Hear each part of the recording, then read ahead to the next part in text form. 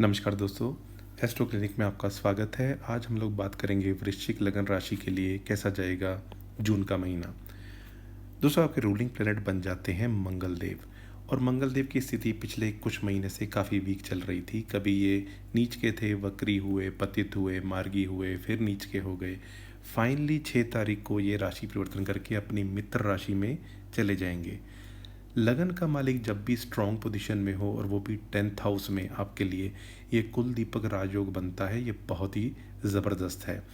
अगर आप नौकरी करते हैं या आप कुछ भी ऐसे प्रोफेशन में जुड़े हुए हैं जहाँ पे सरकार का रोल है, सेना का रोल है, पुलिस का रोल है, डिफेंस का रोल है, ये महीना आपके लिए ज़बरदस्त जाएगा क्योंकि मंगल का राशि परिवर्तन आपके लिए बहुत ही अच्छा होने वाला है।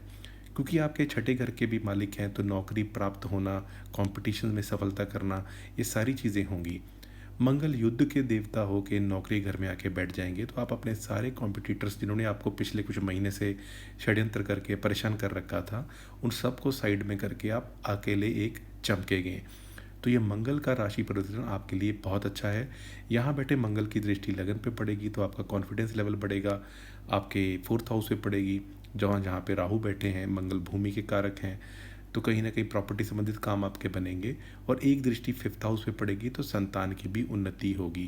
क्योंकि लगन का मालिक जब पंचम स्थान को देखेगा तो संतान की हो सकता है आप उनके रिपोर्ट कार्ड देखने शुरू करें, उनकी परफॉर्मेंस कैसी है वो देखना शुरू करें। तो इन सारी अवस्थाओं के लिए चीज़ें अच्छी हैं।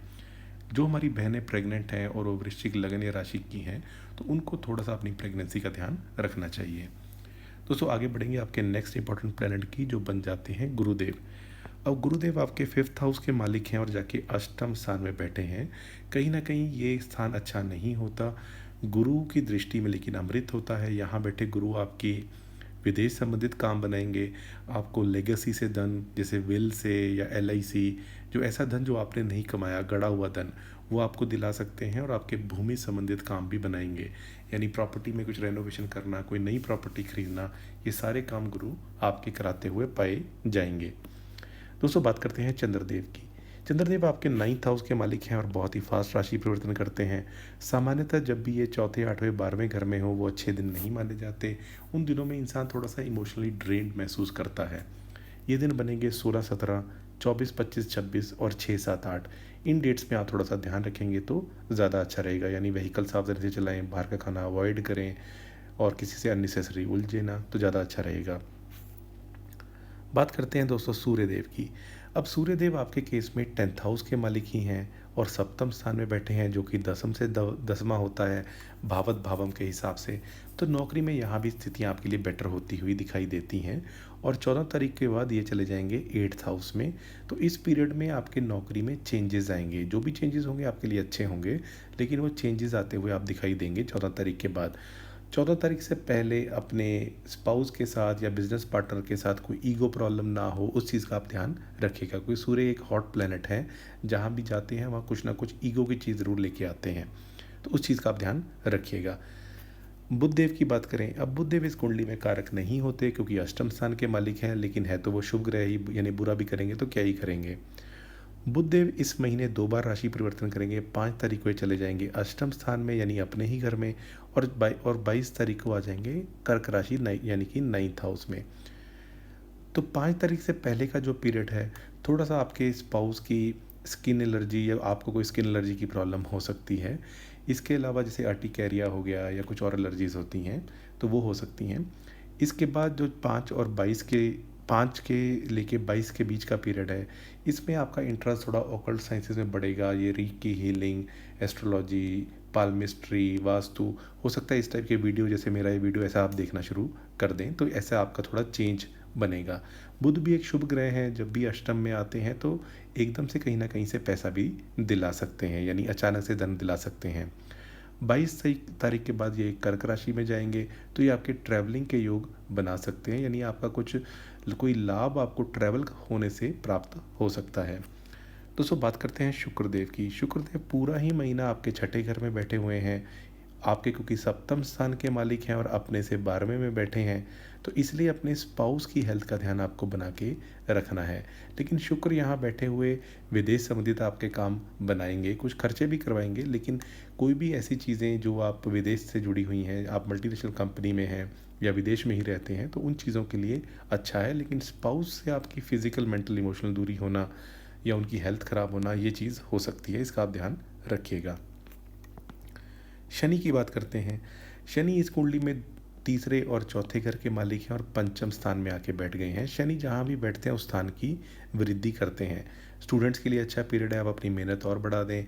ये भी एक लक्ष्मी स्थान होता है, तो पैसे के लिए अच्छा है। तो शनि धीरे धीरे करके आपको पैसे दिलाते हैं। यानी अगर आप स्टॉक मार्केट में इन्वेस्ट करते हैं तो लॉन्ग टर्म इन्वेस्ट कीजिए।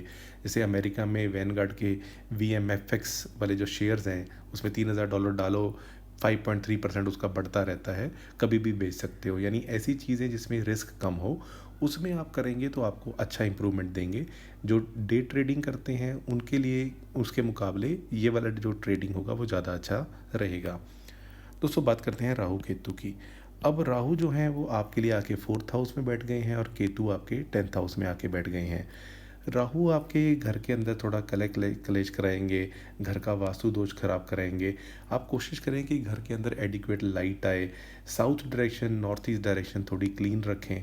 नॉर्थ ईस्ट ऑस्पिशियस होती है और साउथ डायरेक्शन राहु के लिए होती है, तो इन दोनों डायरेक्शन को आपको क्लीन रखना है। हो सके तो मोर पंख आप साउथ डायरेक्शन में रख सकते हैं, या फिर कैक्टस का कोई प्लांट मिल जाए आपको। मिर्ची अगर आप उगा सकते हैं साउथ डायरेक्शन में, गुड़ैल के फूल होते हैं वो आप साउथ डायरेक्शन में कर सकते हैं, तो ये राहु की नेगेटिविटी को कम करेंगे। वहीं केतु 10th हाउस में होते हैं, थोड़ा नौकरी में इंसान को इनसेटिस्फेक्शन कराते हैं, लेकिन फिर भी नौकरी में चीज़ें आगे बढ़ती हैं।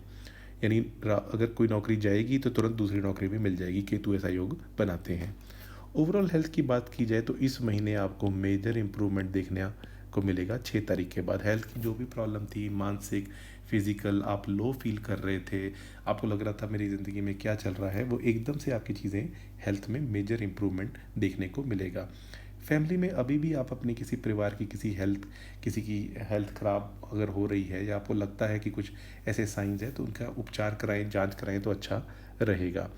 जो स्टूडेंट्स हैं वो अपने प्रयास बढ़ा दें, पीरियड सपोर्टिंग है, मेहनत और करेंगे तो और अच्छा रिजल्ट मिलेगा। नौकरी करने वालों के लिए चीज़ें और बेटर हो रही हैं। नौकरी प्राप्त होना, नौकरी में मान सम्मान मिलना, नौकरी में अच्छा कुछ करना, ऐसी चीज़ें आपके साथ होंगी। जो लोग प्रेम प्रसंग में हैं और डेटिंग के लिए डेट्स की रिक्वेस्ट करते हैं, तो 6, 7 और 8, 20, 21 इन डेट्स पे आप डेटिंग पे जा सकते हैं। ये दिन, इन डेट्स पे चंद्रमा और शुक्र या तो साथ में होंगे या इनकी एक दूसरे पे दृष्टि होगी। मैरिज के लिए अभी गुरु अष्टम में घूम रहे हैं, शुक्र छठे घर में घूम रहे हैं, आपका सप्तम स्थान शुभ कर्तरी योग में आया हुआ है। तो ऑलरेडी अगर आप मैरिड हैं तो चीज़ें बेटर होंगी, सूर्य निकल जाएगा तो और मधुरता आएगी। लेकिन मैरिज का अभी कोई डायरेक्ट योग नहीं बन रहा। जब शुक्र 29 के बाद अपनी राशि में आ जाएंगे तब योग बन सकता है। यानी अगर आपको कहीं लड़का या लड़की देखनी है, बात चलानी है, बात पक्की करनी है, तो जैसे जैसे महीना आगे बढ़ेगा स्थितियाँ आपके फेवर में आएंगी। अगर मैं स्पाउस की बात करूं तो उनकी हेल्थ का ध्यान आपको बना के रखना है।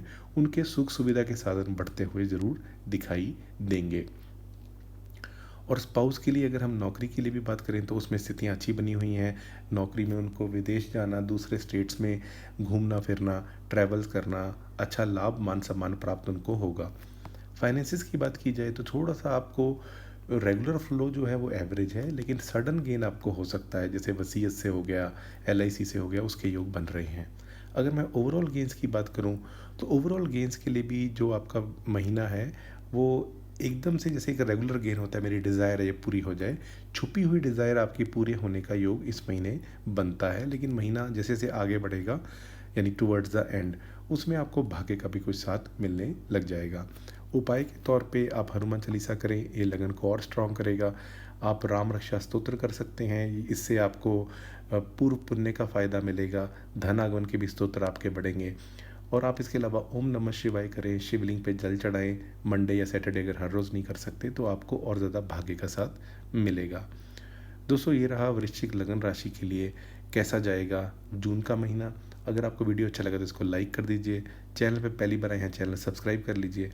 आज के लिए इतना ही। आपका बहुत बहुत आभार।